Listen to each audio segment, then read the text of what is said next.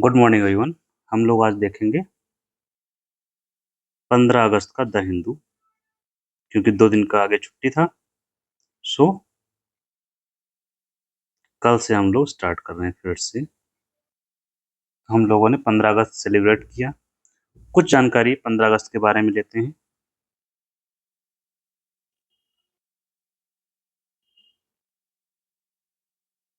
ताकि हमें एक बेसिक इन्फो रहे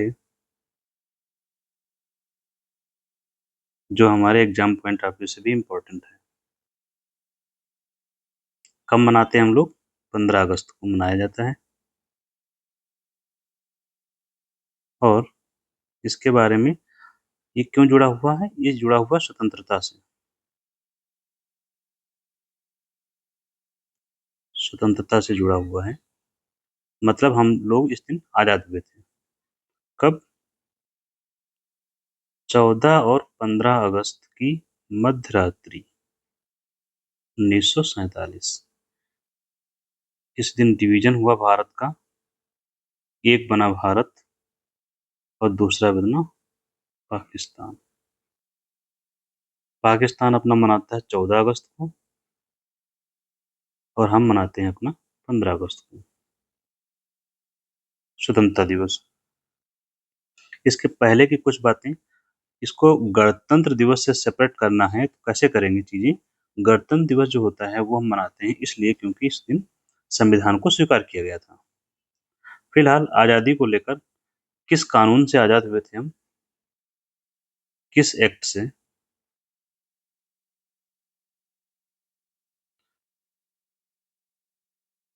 मतलब कौन सा एक्ट लागू हुआ जिसकी वजह से हमें आजादी मिली? उस एक्ट का नाम था इंडियन इंडिपेंडेंस एक्ट। हिस्ट्री का पोर्शन है। और कब आजाद हुए थे वही ईयर है इसका, 1947 का। तो इसी एक्ट में प्रावधान किया गया था कि भारत को 15 अगस्त को आजाद कर दिया जाए और पाकिस्तान को अलग कर दिया जाए, और बाकी व्यवस्थाओं के बारे में। क्वेश्चन आपसे पूछा जाता है ये जो एक्ट है किसने पारित किया? तो ये सब कहाँ हो रहा था? यूके की संसद ने पारित किया। और कानून कब बनेगा? जब रॉयल असेंट मिलती है। जैसे इस समय हमारे यहाँ सहमति कौन देता है? असेंट राष्ट्रपति देता है, तो वहां पर किंग है तो वो देते थे, या रानी रही होंगी जो भी रही। तो ये दिया था इन्होंने असेंट 18 जुलाई को। असेंट मतलब होता है सहमति। जैसे हमारे यहाँ राष्ट्रपति अंतिम साइन करता है ना, असेंट देता है। तो 18 जुलाई 1947 को इन्होंने साइन किया था। तो ये क्वेश्चन पूछा जाता है, सो याद रखेंगे, डेट आती ही विशेष रूप से। इस तरह से हम आज़ाद हुए। इसके पहले की स्टोरी आप जानते हैं, आज़ादी से पहले की क्या है? माउंट बेंटन योजना बनी थी।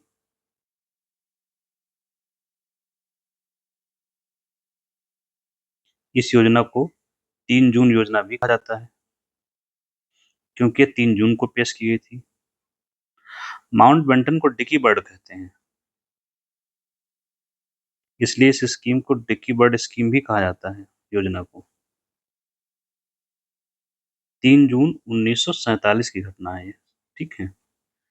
इसी योजना में, और इस योजना को एक्सेप्ट कर लिया था, सभी पार्टीज ने एक्सेप्ट किया था, कांग्रेस को प्लस जो पाकिस्तान की लीग थी प्लस बाकी लोग, सब ने एक्सेप्ट किया।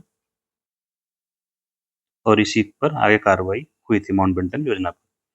फिर बाद में एक्ट पास करके भारत को आजाद कर दिया गया, ठीक है। तो अब हम आगे बढ़ते हैं। एक बेसिक इन्फो हमने प्राप्त की जो हमारी स्वतंत्रता से जुड़ा हुआ है। और माउंट बेंटन कौन थे उस समय भारत के? ये वायसराय थे, भारत के अंतिम वायसराय थे।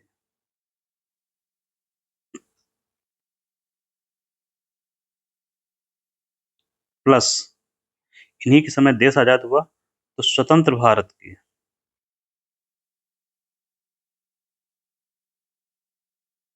पहले गवर्नर जनरल भी बने ये। ये क्वेश्चन आपसे पूछा जाता है। क्योंकि आज़ाद हुआ तो इस पद का नाम जो था वायसराय को क्या कर दिया गया, पद का नाम बदल दिया गया था गवर्नर जनरल। तो पहले हो जाएंगे। इसके बाद एक लोग और बने थे, वो याद रखेंगे, क्या नाम है उनका? तो स्वतंत्र भारत के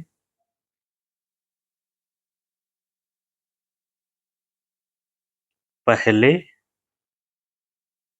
और अंतिम भारतीय गवर्नर जनरल। क्योंकि माउंटबेटन क्या थे, ये तो विदेशी थे, हम भारतीय की बात कर रहे हैं।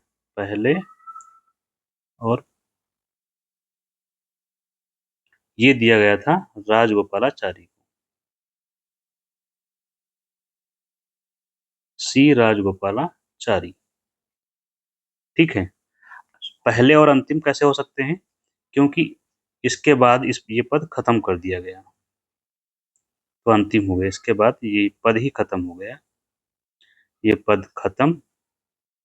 तो इस पद जो खत्म किया गया, तो संविधान में इसी पद को तब्दील किया गया राष्ट्रपति में।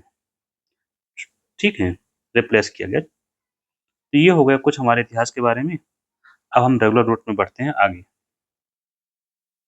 क्या न्यूज़ है? बिहार में एसआईआर चल रहा है।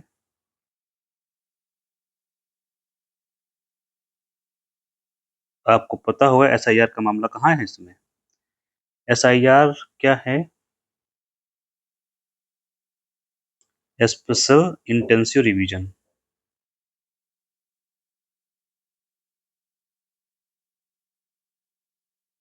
विशेष गहन पुनरीक्षण हिंदी में।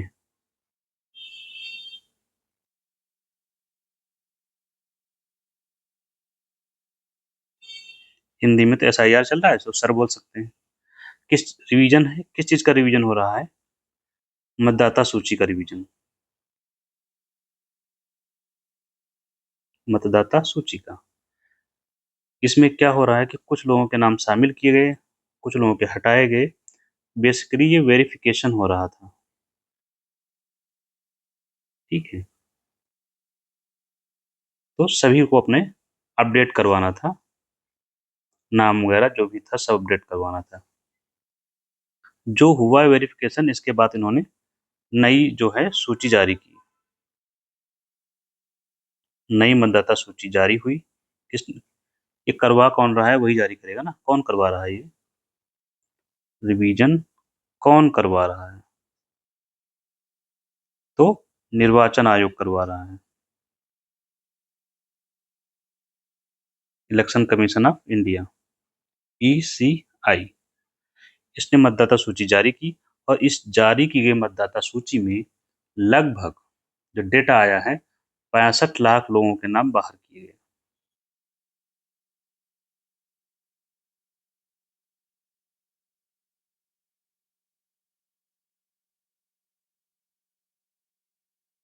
ठीक।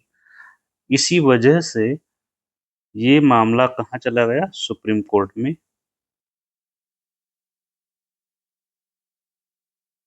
हुआ क्या, ये 65 लाख लोगों के नाम जो हटाए गए, इसके बारे में जो चुनाव आयोग का स्टैंड क्या है, चुनाव आयोग क्या कह रहा है कि इनके नाम जो हटाए गए 65 लाख लोग, इनके बारे में उसका कहना है ये वो लोग हैं जो प्रवास कर गए हैं, मतलब अपना घर छोड़ के चले गए हैं किसी और शहर में, प्रवास कर गए हैं। या वो लोग जिनकी मृत्यु हो गई है, मृतकों के नाम हटाए गए हैं। और तीसरा, कुछ लोग जो वो थे जिनके डुप्लीकेट बने हुए थे, डुप्लीकेट मतदाताओं के नाम हटाए गए। ये कौन से मतदाता हैं?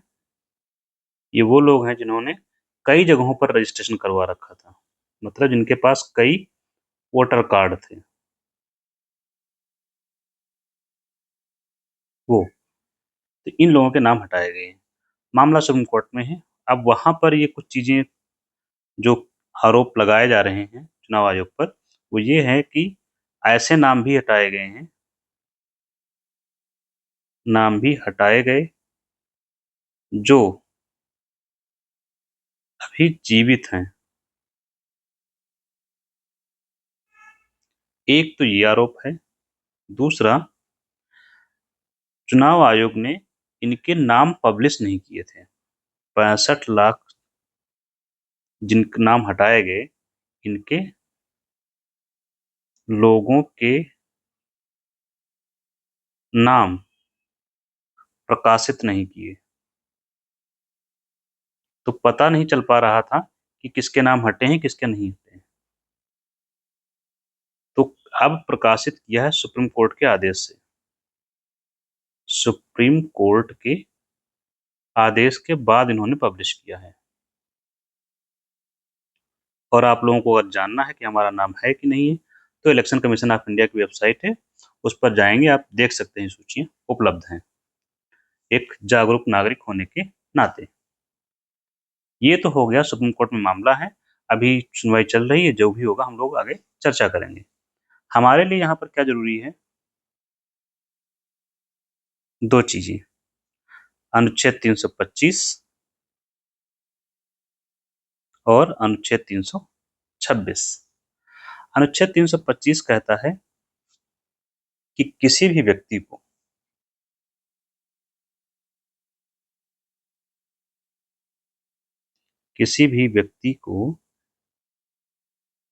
व्यक्ति से नहीं होगा, यहाँ पर नागरिक होगा, किसी भी नागरिक के साथ भेदभाव नहीं किया जाएगा।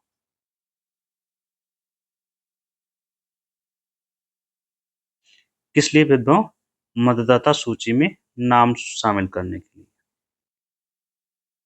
मतदाता सूची में नाम दर्ज करने के लिए। अच्छा, भेदभाव नहीं करेंगे, बात तो ठीक है, किस आधार पर नहीं करोगे? तो ग्राउंड दिया है, नहीं करेंगे, ग्राउंड है, धर्म के आधार पर मना नहीं करेंगे किसी को। मतलब ये धर्म के आधार पर, जाति के आधार पर, मतलब जब चुनाव आयोग अपनी ये मतदाता सूची बनाएगा तो नाम लोगों के लिखे जाएंगे, ठीक है, मतदाता सूची में। तब ये नहीं होगा कि ये फला धर्म के हैं इसलिए इनका नाम इसमें नहीं जोड़ा जाएगा, ठीक, या इस जाति के हैं इसलिए नाम नहीं जोड़ा जाएगा, तो ये नहीं होगा। मतलब किसी भी धर्म का कोई व्यक्ति है, किसी भी जाति का, उसका नाम मतदाता सूची में दर्ज किया जाएगा। और एक होगा रेस के आधार पर, इसके आधार पर मना नहीं करेंगे, और लिंग के आधार पर। लिंग के आधार पर यहाँ दो लिंग हैं, एक महिला है और एक पुरुष है, या अन्य जेंडर जो इस समय चल रहा है, अदर। तो इसके आधार पर भेदभाव नहीं किया जाएगा कि ऐसा, भारत में देखिए लैंगिक भेदभाव बहुत ज्यादा है, महिलाओं के साथ होता है, तो ये नहीं होगा कि महिलाओं का नाम नहीं दर्ज किया जाएगा क्योंकि वो महिलाएं हैं, या थर्ड जेंडर का नाम दर्ज नहीं किया जाएगा, तो ये भेदभाव इस आधार पर नहीं किया जाएगा। तो ये तो लिंग का हो गया। धर्म अपने यहाँ जानते हैं बहुत सारे धर्म है, तो भेदभाव हो सकता है, उसकी संभावना को खत्म कर दिया गया। जाति बहुत सारी है, इसकी संभावना को भी खत्म कर दिया गया। रेस का मामला आपका नॉर्थ ईस्ट से जुड़ा हुआ है, ठीक है, वहां पर मंगोलॉयड प्रजाति के लोग रहते हैं, ठीक है। इसके अलावा साउथ में और अंडमान में अगर देखते हैं, साउथ और अंडमान में, तो इन लोगों को रखा जाता है नेग्रोइड वाले में। तो इनको इस आधार पर भेदभाव नहीं किया जाए कि पर्टिकुलर रेस के हैं। तो ये हो गया अनुच्छेद 325, जो आपको पता रहे। दूसरा है अनुच्छेद 326। इसमें क्या प्रावधान किया गया है? इसमें पूछा जाता है आपसे कभी कभी कि यूनिवर्सल एडल्ट फ्रेंचाइज, सार्वभौमिक वयस्क मताधिकार,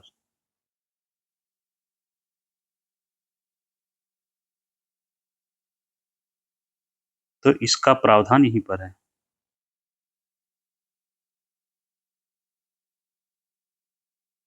इसी में किया गया है। आपको ये पता हो होता क्या है? एक तो बात, मताधिकार मिलेगा सबको, मताधिकार सभी नागरिकों को, देश में जितने लोग रह रहे हैं सभी नागरिकों को वोट का अधिकार होगा।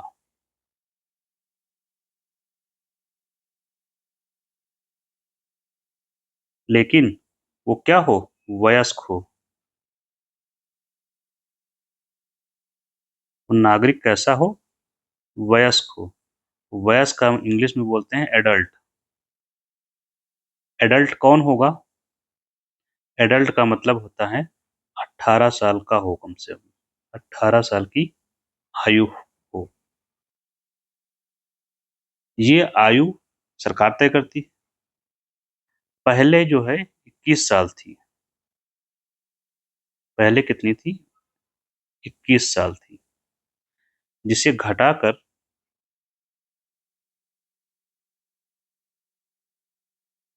18 वर्ष किया गया। संशोधन कौन सा था, यहाँ पर पहले घटाकर, पहले 21 साल थी, जिसे घटाकर 18 वर्ष किया गया। संशोधन था 61वां संशोधन 1989 का। तो ये जानकारी आपके लिए हो गई यहाँ पर। अब आपसे अगला शब्द है यहाँ सार्वभौमिक।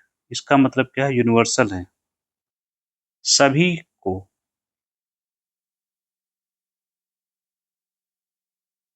सभी नागरिकों को प्राप्त है। क्या, वोटिंग अधिकार, मताधिकार सभी को, और वयस्क मतलब वो वयस्क भी हो, उन सभी में सबको प्राप्त तो है लेकिन वो वयस्क हो, अर्थात ये जो 18 साल से कम है वो वोट नहीं दे सकता है, इसका मतलब ये हुआ। नेक्स्ट टॉपिक पढ़ते हैं हम लोग। एक घटना हुई है क्लाउड बस्ट की घटना। कौन सी, क्लाउड बस्ट।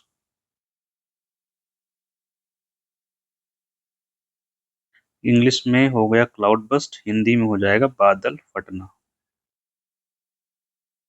ये हमें फ्रिक्वेंटली हम लोग देख रहे हैं, न्यूज में आ रहा है। ये कहाँ हुई है, जम्मू कश्मीर में हुई है। जम्मू कश्मीर हिमाचल कहीं भी चल रहा है इसमें, तो दोनों ही नाम लिख लेते हैं।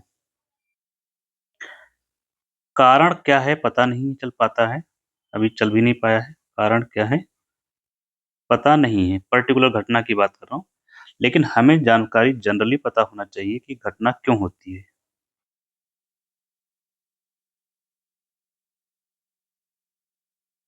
क्यों घटती है,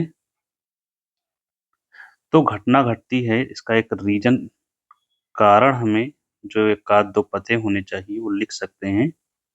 एक तो होता है क्लाउड बस्ट हुआ, और क्लाउड बस्ट होता है कहाँ पर, विशेष रूप से होता है पर्वतीय क्षेत्रों में। कारण पर्वतीय क्षेत्रों में होती है विशेष रूप से ये घटना।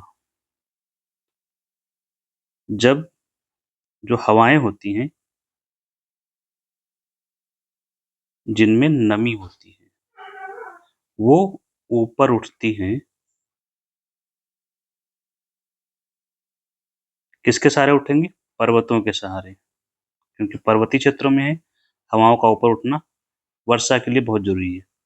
हवाएं ऊपर उठती हैं, वो हवाएं जो ऊपर उठती हैं पर्वतों के सहारे नमी लेकर के, तो ये हवाएं बादल का निर्माण करती हैं, और जब ये सहन नहीं कर पाते हैं, जो बादल का जो वजन होता है, जो जल की बूंदें होती हैं, तो ये अचानक बहुत तीव्र प्लस, और क्या, अल्पकाल में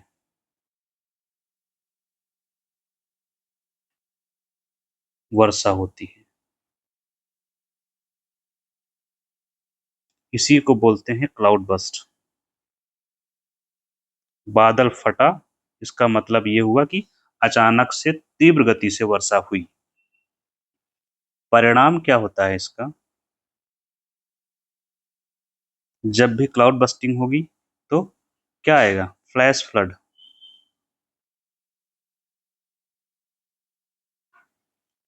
ठीक है, तो फ्लैश फ्लड जब आएगा इसकी वजह से, मतलब फ्लैश फ्लड का मतलब क्या हुआ, अचानक बाढ़ आएगी, पानी आया तो बाढ़ आएगी, अचानक बाढ़। और बाढ़ जब आती है कहाँ आएगी, जो नदी वाला क्षेत्र है, नदियां जो बह रही होंगी नदियों में। और जब बाढ़ आती है, पानी तेजी से आता है, तो जो आपकी झीलें होती हैं, झीलों में पानी बढ़ जाएगा। फिर झीलें क्या होती हैं, सहन नहीं कर पाएंगी और उनका जो बंध होगा वो टूट जाएगा, उनकी जो बाउंड्री होती है वो कमजोर होकर टूटेगी। और ये सब कहाँ जाएगा, सारा डेब्रिस कचरा, नदी में। इसके अलावा जब बाढ़ वर्षा होती है, क्लाउड बस्ट जब होगा तो क्या होता है, जब क्लाउड बस्ट होगा तो जो चट्टानें होती हैं, चट्टानों की मिट्टी क्या होती है, कमजोर होती है। और चट्टानों की मिट्टी जब कमजोर होती है तो चट्टानें क्या करती हैं, स्लाइड करती हैं। स्लाइड मतलब क्या होता है, खिसकना। खिसकता नहीं, खिसकना पड़ेगा आप लोग। और जब स्लाइड करती हैं चट्टानें तो इसको बोलते हैं लैंड स्लाइड। क्या बोलते हैं, लैंड स्लाइड। लैंड स्लाइड मतलब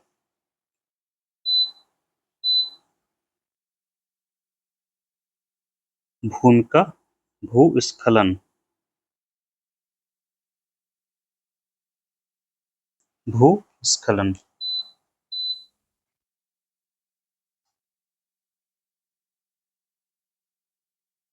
और जब भूस्खलन होता है तो ये भी कहाँ जाएगा, आसपास के क्षेत्रों में।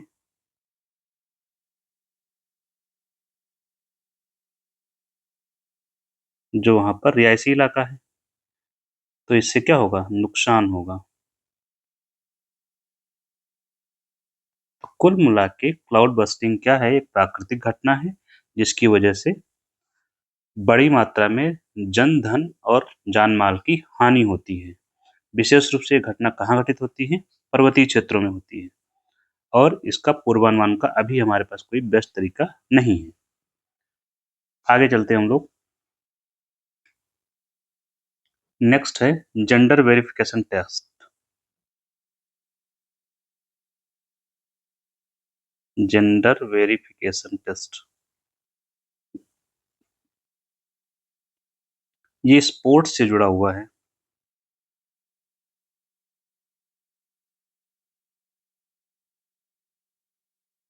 इसके माध्यम से क्या किया जाएगा, जेंडर की पहचान की जाएगी।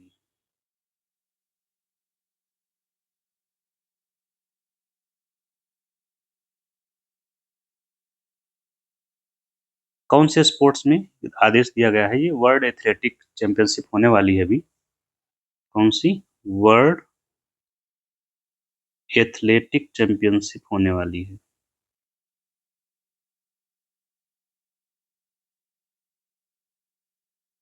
कहाँ होगी, टोक्यो में। तो इसमें जो लोग भाग लेने जाएंगे उनके लिंग की पहचान की जाएगी। इसके लिए एक टेस्ट कहा गया है, फेडरेशन ने कहा है, उस टेस्ट का नाम है SRY टेस्ट। ठीक है, ये वाई क्रोमोसोम की पहचान करना है इसका उद्देश्य। तो जो इसमें पॉजिटिव आएगा वो मेल, और जो टेस्ट निगेटिव हुआ वो फीमेल। तो जो मेल आएगा तो मेल कैटेगरी में जो है, मेल कैटेगरी में भाग लेगा, और ये फीमेल कैटेगरी में भाग लेगा। ये एथलेटिक फेडरेशन ने आदेश दिया है। अच्छा, जो ओलंपिक होता है, ओलंपिक में जेंडर टेस्टिंग के लिए टेस्टोस्टेरोन का लेवल टेस्ट करते हैं।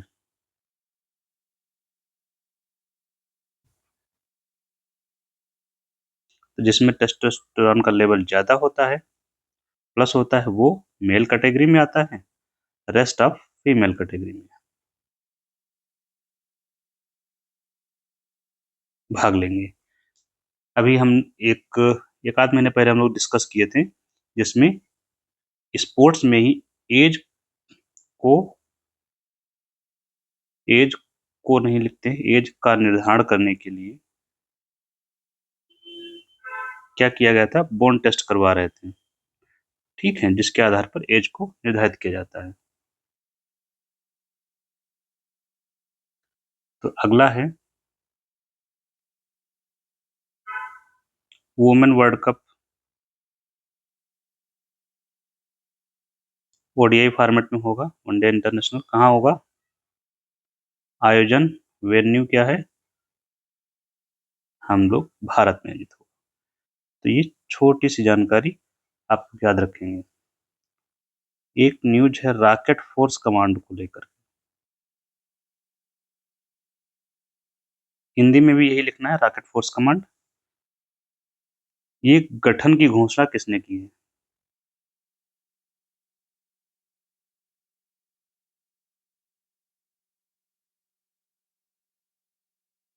पाकिस्तान ने की है, जो हमारे लिए सरदर्द है। क्यों? क्योंकि ये क्या कर रहे हैं, इसके माध्यम से अपनी सैन्य क्षमता मजबूत करेंगे।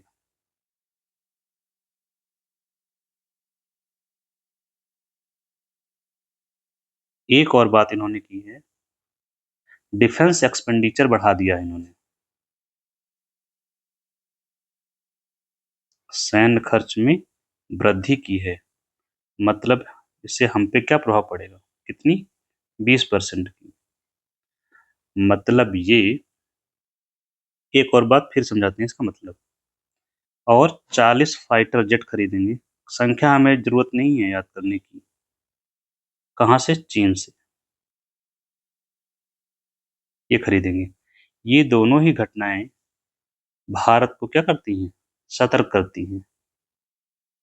भारत के लिए वार्निंग है,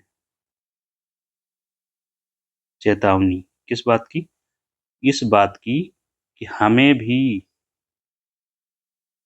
अपनी क्षमता, हमें भी खर्च बढ़ाना होगा डिफेंस में,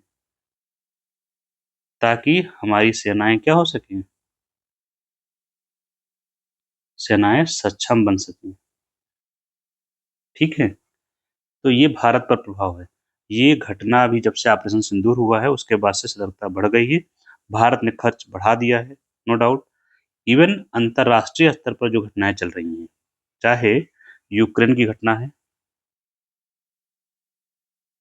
या इजराइल में चल रहा है, इवन यहाँ अभी इंडिया पाक में हुआ, ठीक है, थाईलैंड में हो रहा अभी जो।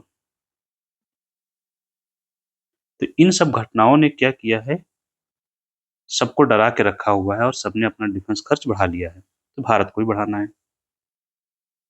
भारत ने घोषणा कर दी है, अभी 15 अगस्त 1947, ओ सॉरी 2025 को लाल किले की प्राचीर से हमारे पीएम ने घोषणा की है सुदर्शन चक्र मिशन की। सुदर्शन चक्र मिशन किस लिए है? इसी डिफेंस सेक्टर के लिए है। मजबूत किया जाएगा अपना डिफेंस सेक्टर, रक्षा क्षेत्र के लिए। क्या करेगा इस मिशन में, क्या करेंगे, हमारी न केवल ये रक्षा करेगा बल्कि हम आक्रमण करने में भी सक्षम होंगे। इसलिए हम मजबूत करेंगे इस मिशन के तहत। तो ये तो होगा रॉकेट फोर्स कमांड इन्होंने जो बनाई, पड़ोसी देश हमारे। अगला है ट्रंप और पुतिन।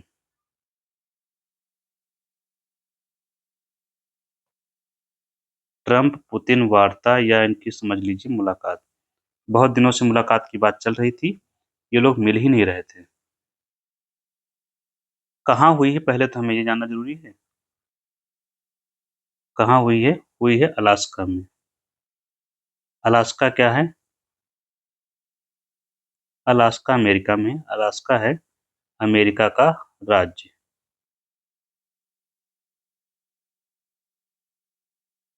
जो अमेरिका से संबद्ध नहीं है, जो जुड़ा नहीं है अमेरिका से, सीधे से नहीं, जो जुड़ा नहीं है।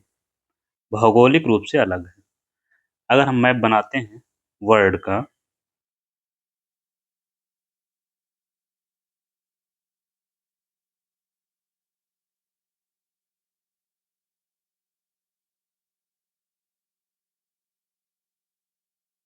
ये अमेरिका का मैप मैंने बनाया है यहाँ पे।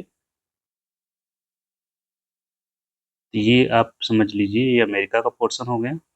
ये जो निकला हुआ है ये है अलास्का।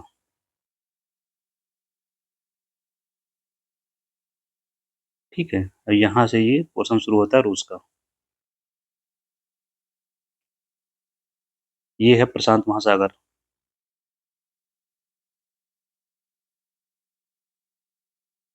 ये क्या बनेगा, ये आपकी होगी बेरिंग संधि, जो हम लोग पढ़ते हैं, बेरिंग जल संधि स्ट्रेट, जो रूस को और अलास्का को या अमेरिका को अलग करती है। यहीं पर अलास्का की खाड़ी है।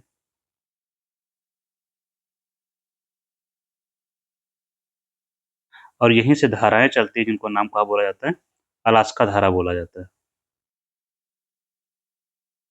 सब अलास्का के नाम पर है। और ये क्षेत्र कौन सा क्षेत्र होता है, ठंडा। तो एक अलास्का कैसी धारा है, ठंडी। ये सारी जानकारी होगी अलास्का के बारे में, यहाँ पर वार्ता हुई। वार्ता का मुद्दा क्या था, हमें ये जानना जरूरी है। कारण या बिंदु क्या था इनका चर्चा का स्रोत। चर्चा थी यूक्रेन वार को रोकना, लेकिन सहमति ऐसा लग रहा है कि बनी नहीं है। लोकेशन याद रखेंगे, आपके एग्जाम के जरूरी है। बाकी ये इवेंट्स तो आपके लिए हैं ही।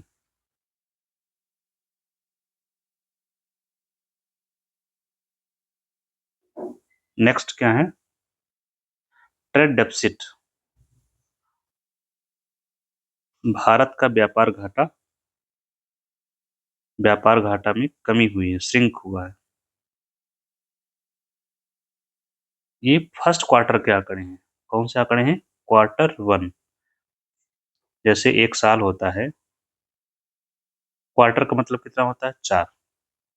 तो एक साल में कितने क्वार्टर होंगे, 4 क्वार्टर होते हैं। क्वार्टर वन को लिखते हैं Q1, क्वार्टर टू को लिखेंगे Q2, क्वार्टर थ्री को, ये आपको मिलेगा लिखा हुआ। क्वार्टर वन में कौन आएगा, हमारा फाइनेंशियल ईयर कब से शुरू होता है, अप्रैल से। तो 3-3 महीने का बनेगा, अप्रैल मई जून। ये जुलाई से शुरू होगा अगस्त और सितंबर तक। ये अक्टूबर नवंबर और दिसंबर। फोर्थ क्वार्टर जो होगा आपका जैन टू मार्च। फाइनेंशियल आंकड़े क्वार्टर में आते हैं, याद रखिएगा। तो ये फर्स्ट क्वार्टर के आंकड़े आए हैं। तो हमें आंकड़े फिर वंस अगेन याद नहीं रखना है, कमी हुई है अच्छी बात है। हमें पता होना चाहिए ये क्या होता है। इससे पहले हमें पता हो बैलेंस ऑफ ट्रेड, हम जानते हैं पहले।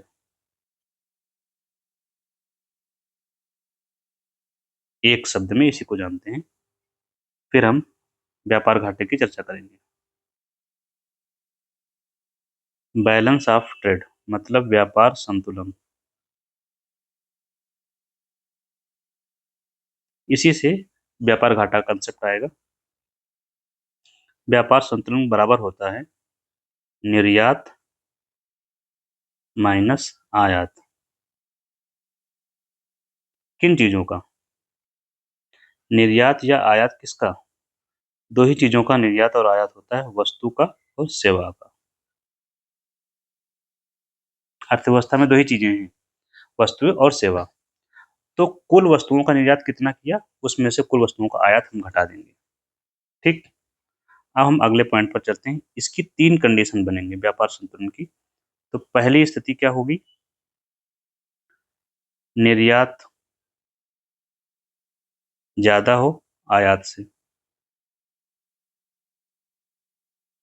जैसे मान लीजिए $100 मिलियन निर्यात किया और आयात किया हमने $80 मिलियन का। तो कितना बचा, प्लस का $20, मिलियन डॉलर मान लीजिए। तो ये क्या हुआ, इसको बोलते हैं प्लस में आया तो क्या हुआ, ये सकारात्मक है। व्यापार संतुलन सकारात्मक है। पॉजिटिव को सकारात्मक, या आप बोल सकते हैं धनात्मक है, या बोलते हैं व्यापार अधिशेष है, जो आपसे पूछा जाता है। क्या है व्यापार? व्यापार अधिशेष की स्थिति में है भारत। या फिर कभी कभी आता है कि व्यापार भारत के पक्ष में है, भारत के या जिसके भी पक्ष में हो,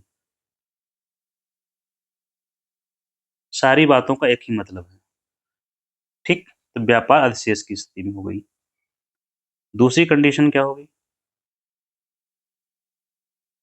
दूसरी कंडीशन हो सकती है निर्यात कम हो आयात से। अब मान लीजिए कि 120 का हमने निर्यात किया और आयात हमने किया कितने का, 200 का, तो कितना बचेगा, माइनस का $80 मिलियन। ठीक, सब मिलियन में लिखिएगा। ठीक है, समझा रहे हैं केवल। ये क्या हुआ, निगेटिव साइन लगा हुआ है, इसका मतलब क्या है, व्यापार संतुलन नकारात्मक है। ठीक है, या ऋणात्मक है कभी कभी बोला जाता है, सब एक ही बात है। इसी को बोला जाता है व्यापार घाटा है। भारत व्यापार घाटे की स्थिति में है। इसका मतलब अगर आपसे कोई कहता है कि भारत व्यापार घाटे की स्थिति में है, जैसे ही आपको बोलता है, इसका मतलब आपको अनुमान लगाना है किस चीज का, कि भारत आयात ज्यादा कर रहा है और निर्यात कम। ये मुद्रा की बात करें, मतलब आयात वस्तुओं का जो मूल्य है, ये मूल्य की बात हो रही, कितने मूल्य का निर्यात हुआ, किलो में बात नहीं कर रहे हैं। ठीक है, और ये व्यापार घाटे की जो स्थिति होती है, ये अच्छी नहीं होती है, किसी भी देश के लिए अच्छी नहीं है। ठीक, तीसरी स्थिति क्या होती है, निर्यात इक्वल टू आयात। तो निर्यात मान लीजिए 120 का, आयात भी 120 का, कुल हो गया 0। ये हो गया व्यापार संतुलन की स्थिति होती है।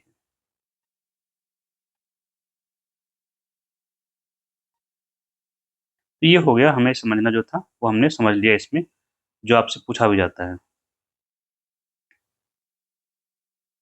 कभी कभी आपसे यहाँ पूछा जाता है इसी व्यापार संतुलन में, जैसे हमने वस्तुओं और सेवाओं का होता है, अब हम वस्तु का अलग निकाल सकते हैं व्यापार संतुलन, सेवा का अलग निकाल सकते हैं। ठीक, तो जब वस्तुओं का आप निकालेंगे यहाँ पर, तो ये होता है व्यापार घाटा, यहाँ पर घाटे की स्थिति होती है।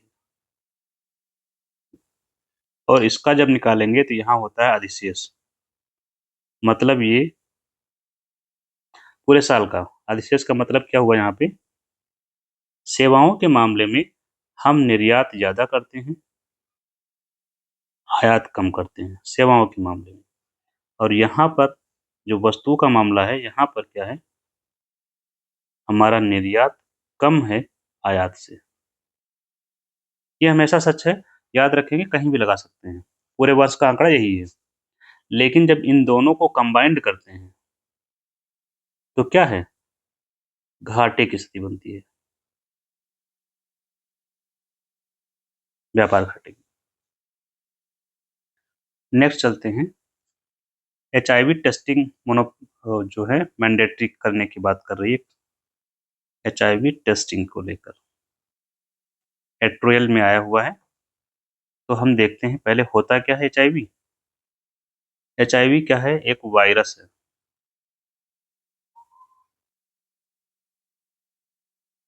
एक वायरस है। कौन सा वायरस है, और इस वायरस से फुल फॉर्म क्या है, HIV फुल फॉर्म है ह्यूमन मानो इम्यूनो डेफिशिएंसी वायरस। हमें याद रखना, ह्यूमन इम्यूनो डेफिशिएंसी, मानव में जो प्रतिरक्षा तंत्र होता है वो कमजोर हो जाता है, नाम से ही पता चल रहा है। इम्यूनो मतलब प्रतिरक्षा, डेफिशिएंट मतलब कमजोर, तो प्रतिरक्षा तंत्र कमजोर हो जाता है। तो बीमारी कौन सी होती है इससे? बीमारी का नाम क्या है? बीमारी का नाम है एड्स। ठीक, ये क्या होता है? हिंदी में हम लोग पढ़ते हैं एड्स ऐसे। AIDS full form acquired immuno deficiency. देखिए दोनों में इम्यूनो डिफिशिएंसी कॉमन है। एस फॉर सिंड्रोम, सिंड्रोम का मतलब होता है लक्षण, सामूहिक लक्षण। ये होती है बीमारी एड्स। इसी को जागरूकता के लिए हम लोग कौन सा दिवस मनाते हैं? विश्व एड्स दिवस। कब मनाते हैं ये आप लोग देखेंगे, ठीक है। और ये हो गई दो चीजें। अब HIV टेस्टिंग को लेकर न्यूज है, इंटरव्यू आया हुआ है उसमें बेसिकली। तो इसको लेकर एक एक्ट बनाया गया है, एड्स रोकथाम एक्ट बनाया गया है। कभी कभी एक्ट एक्ट को लेकर जो है क्वेश्चन आते हैं मैचिंग के लिए। तो प्रिवेंशन एंड कंट्रोल एक्ट 2017 का है।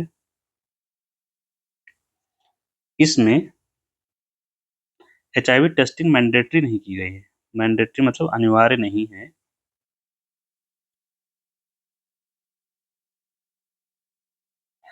और क्या प्रावधान जैसे किए गए हैं इसमें? मतलब इसके बारे में किसी को बताना भी नहीं है। मेडिकल टेस्ट अगर करवाया किसी ने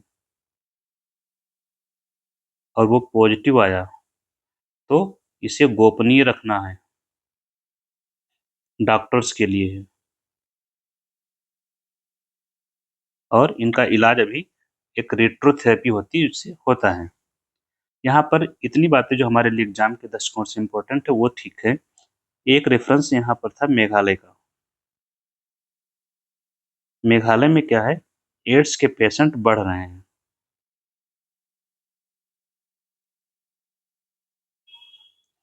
तो इसको रोकने के लिए टेस्टिंग अगर करवाई जाए, इनकी वॉलेंट्री टेस्टिंग, टेस्टिंग से ही संभव है इनको पकड़ना। पकड़ना मतलब इनका इलाज, ताकि इनको स्क्रीनिंग की जा सके, पता लगाया जा सके और इनका इलाज हो सके।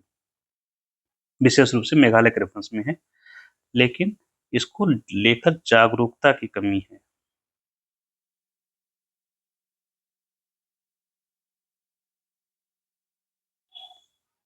यहाँ सबसे जो इम्पोर्टेंट है इन सब चीजों में, ये फैलता कैसे है?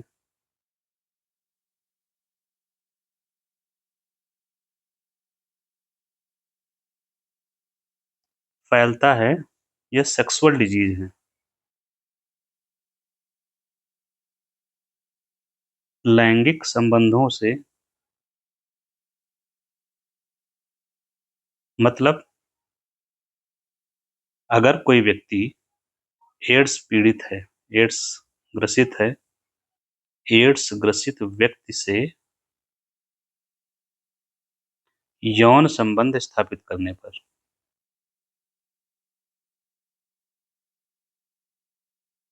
एक बड़ा कारण है। दूसरा, ये जो निडल्स लेते हैं, क्या बोलते हैं, दवाइयों, जो सुई के माध्यम से जो नशा लेते हैं, उनमें फैलता है। क्योंकि कैसे फैलता है? मान लीजिए एक व्यक्ति को एड्स है, ठीक है, इसने एक सुई अपने लगाई, फिर उसी सुई, उसी निडल का प्रयोग किसी दूसरे व्यक्ति में किया गया, तो अब क्या होगा, इसको भी हो जाएगा। प्लस जैसे ब्लड ट्रांसफ्यूजन के समय हो सकता है। ब्लड ट्रांसफ्यूजन मतलब ब्लड ट्रांसफ्यूजन मतलब जब हम किसी का ब्लड लेके दूसरे को चढ़ाया जाता है, तो उस समय हो सकता है। तो ये बड़े कारण है, लैंगिक संबंध और सुई के माध्यम से नशा। इसकी रोकथाम तो की जा सकती है, कैसे? इसके माध्यम से कंडोम का प्रयोग करके एटलीस्ट।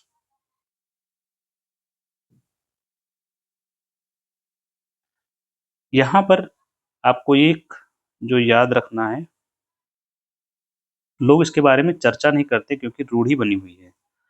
इसकी जो खोज हुई थी सबसे पहले, एड्स का जो पता चला था, एड्स का पता चला था इन क्षेत्रों में, रेड लाइट एरियाज में। मतलब जो सेक्स वर्कर होती हैं उनमें सबसे पहले ये डिटेक्ट किया गया था, सेक्स वर्कर्स में। क्यों? क्योंकि यहाँ पर होता क्या है कि एक जो सेक्स वर्कर होती है, एक महिला जो होती है, कई पुरुषों से संबंध स्थापित करती है।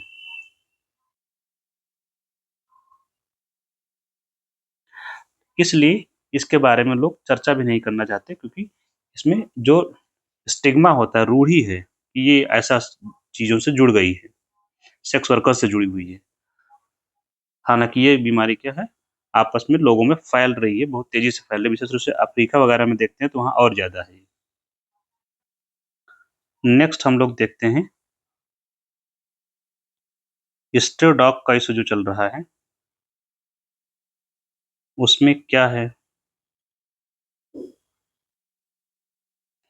इनको सुप्रीम कोर्ट ने क्या कहा है, एक तो स्टरलाइजेशन करवाया जाए इनका, स्टरलाइजेशन डॉग्स का।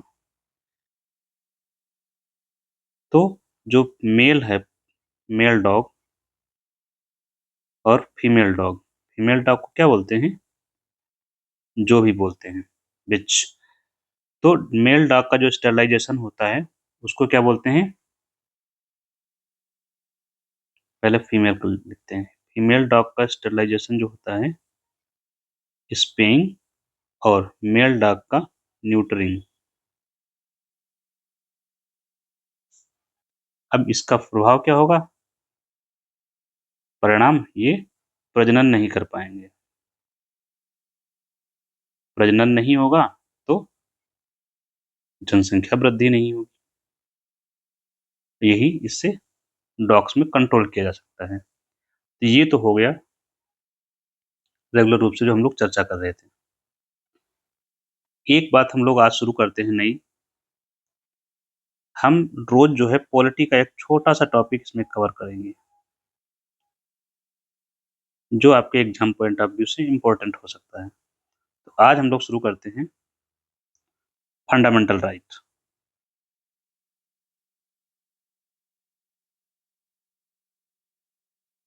5 मिनट में हम लोग कवर करेंगे, फिर अगले दिन अगला राइट कवर करेंगे। मूल अधिकार, उल्लेख कहाँ है इनका, संविधान के भाग 3 में। मूल अधिकार कितने हैं, 6 हैं। पहले कितने थे, 7। ठीक। तो किसको हटाया गया, मतलब कौन अब मूल अधिकार नहीं है, वो है संपत्ति का अधिकार। क्विक रिवीजन होगा आपका, संपत्ति का अधिकार। ठीक। इसके बारे में किस संशोधन से हटाया गया,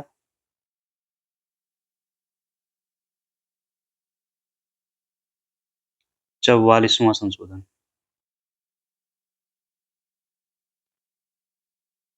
और कब हुआ था ये, 1978 में। हटाकर कहाँ रखा गया इसे, अनुच्छेद 300 ए, या ए को क भी यूज करते हैं लोग, 300 ए लिखिए ठीक रहेगा। ठीक, 300 ए में रखा गया। अब ये कौन सा अधिकार है, संपत्ति का अधिकार, ये विधिक अधिकार है।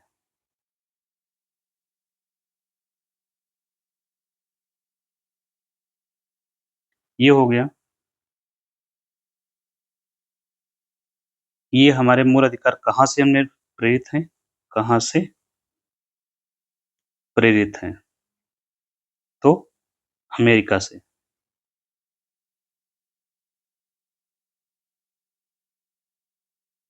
6 मूल अधिकार कौन से हैं?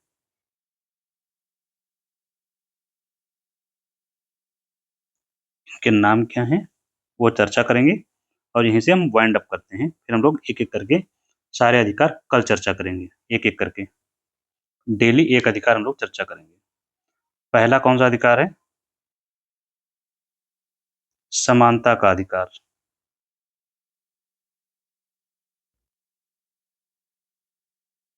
कौन से अनुच्छेद से?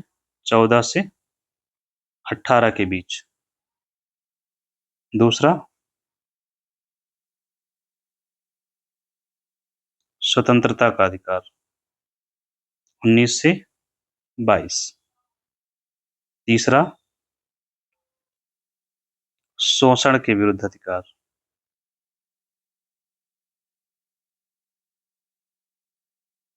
ये अनुच्छेद 23 से 24 में है। चौथा है धार्मिक स्वतंत्रता का। ये आप लोग याद करेंगे तो कल पढ़ने में और अच्छा लगेगा आपको। 25 से 28। पांचवा अधिकार है सांस्कृतिक और शैक्षणिक, संस्कृति और शिक्षा से जुड़ा हुआ शैक्षणिक। इसमें 2 अनुच्छेद हैं, अनुच्छेद 29 और अनुच्छेद 30। और लास्ट अनुच्छेद है, अधिकार है संवैधानिक उपचारों का अधिकार।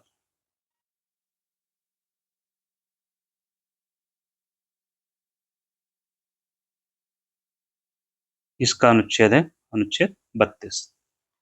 तो ये हो गई हमारी सामान्य चर्चा। बाकी हम लोग कल आगे बढ़ेंगे न्यूज के साथ में।